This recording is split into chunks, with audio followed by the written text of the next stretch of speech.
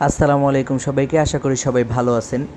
তো আমার সামনে যে গাড়িটি দেখতে পাচ্ছেন এটা হচ্ছে হর্নেট। এই গাড়িটি আমি ৬,০০০ কিলো চালানোর পরে আপনাদের সামনে রিভিউ নিয়ে আসলাম একটা। যারা যারা চিন্তা করতেছেন যে ভালো একটা মানে বড় বাইক ১৬০ সিসির একটা বাইক আপনারা পারফেক্ট একটা বাজেটের মধ্যে কিনবেন, তারা হর্নেটকে ফার্স্ট চয়েস হিসেবে রাখতে পারেন। যারা চিন্তা ভাবনা করতেছেন যে ভালো মাইলেজ একটু দ্রুতগামী একটা বাইক নেবেন, তাদের জন্য হর্নেটটা হবে একদম পারফেক্ট। তবে এই গাড়ির যে খারাপ দিকগুলো রয়েছে সেগুলো নিয়ে আজকে আলোচনা করব। তার আগে ভালো দিকগুলোই বলে নিই। এই গাড়ির মাইলেজ পাবেন আপনারা অত্যন্ত ভালো, সাথে রয়েছে ব্রেকিং সিস্টেম, দুর্দান্ত ব্রেকিং সিস্টেম। গাড়িটিতে যখন আপনি চিকন হন বা মোটা হন, বয়স্ক হন বা কম বয়স্ক হন, আপনি যখন বাইকটিতে বসবেন এবং স্টার্ট দিবেন, দেওয়ার পরে আপনার কাছে একটা মানে গাড়িতে বসার পর আপনার কাছে একটা ফিল আসবে যেটা আসলে বড় যে কোনো বাইকের তুলনায় বেটার।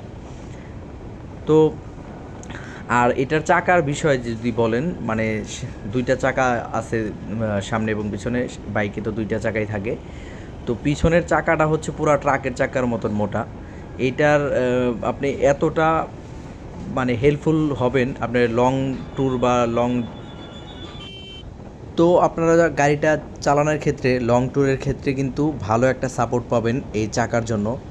কারণ চিকন চাকার গাড়ি, বড় গাড়ি, অনেক গাড়িতে দেখা যায় চাকা অনেক চিকন থাকে, যেটা দ্রুতগামী বা একটু গতিতে চালানোর পরে ব্রেকিং সিস্টেম যদি হাই থাকে সেটা ব্রেক কষলে অনেক সময় স্লিপ করে, কিন্তু এই গাড়িটাতে আপনি সেই সমস্যাটা ফিল করবেন না।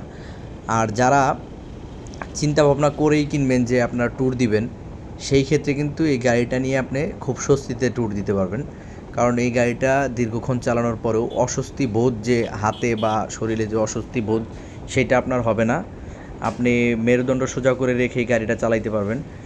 আর এটার যে খারাপ দিক আছে তার ভিতরে একদম ফার্স্ট খারাপ দিক যেটা, প্রথম যেটাকে ধরবো আমি, সেটা হচ্ছে এটার হেডলাইট কন্ডিশন।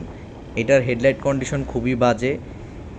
আপনি রাতে এটার আলো দিয়ে আসলে গ্রামে হয়তো চলাফেরা করতে পারবেন, কিন্তু আপনি লং ট্যুর বা হাইওয়ে রোডের জন্য এটা পারফেক্ট আলো দিবে না আপনাকে। তো সেই ক্ষেত্রে ফগ লাইট ব্যবহার করতে হবে, কিছু করার নেই। তবে আপনি লোকাল এরিয়াতে এটার লাইট ব্যবহার করে চলাচল করতে পারবেন। তবে বাইকটাতে যদি হেডলাইটটা একটু ফোকাস দিত কোম্পানি, তাহলে কিন্তু আসলে এটা বাইকারদের জন্য অনেকটাই সহজ হয়ে যেত। কারণ ফগ লাইট সবসময় মানে ভালো আলো দেয় না।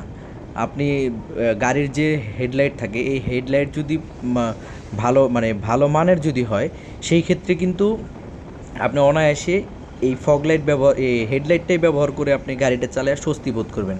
যখন ফগ লাইট লাগানো হয়, সেই ফগ লাইটের আলো কিছু কিছু সময় মনে হয় যে কম হচ্ছে বা ঠিক জায়গাতে আলোটা পড়তেছে না, এরকম মনে হয়। তবে সেই ক্ষেত্রে এটাকে আমি ধরবো যে এটা খুবই বাজে একটা দিক। আর এই গাড়ি হচ্ছে আপনার 100 যদি টান, আপনার মাইলেজের টান যদি 100 মানে মিটারে যদি 100 টান থাকে, সেই ক্ষেত্রেও আপনি ব্রেকিং কষলে 30-এ নিয়ে আসবে হচ্ছে 5 সেকেন্ডে। 5 সেকেন্ডের ভিতরে কিন্তু আপনি একদম 100 থেকে 30-এ আপনার গতিসীমা কমায় নিয়ে আসতে পারবেন। এটা ব্রেকিং সিস্টেম অনেক ভালো। তবে খারাপ দিক ওই একটাই আমি এই 6 মাসের ভিতরে পেয়েছি। এছাড়া আমার কাছে কোনো রকম সমস্যা মনে হয় নাই। আমি এর আগে একটা গাড়ি চালাইছি, সেই গাড়ি এক্সপিরিয়েন্স থেকে আমি এটা বর্ণনা করলাম।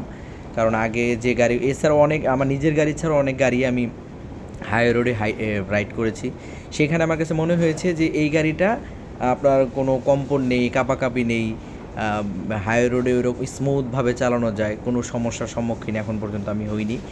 তো যারা যারা নতুন বাইক নিতে চাচ্ছেন তারা অবশ্যই হর্নেটকে পছন্দ করতে পারেন। শুধু সমস্যা একটাই, হেডলাইট। এছাড়া কোনো সমস্যা এই গাড়িতে আমি এখন পর্যন্ত পাইনি।